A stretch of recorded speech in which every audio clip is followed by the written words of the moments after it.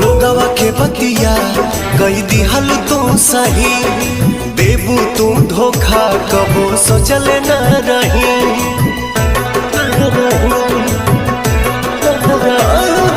लोगवा के बतिया कई दिहल तू सही, देबू तू धोखा कबो सोचल न रही।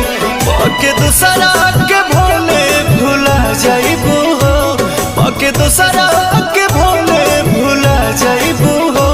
आँख से आँख अब ना मिला पाइबू हो, आँख से आँख अब ना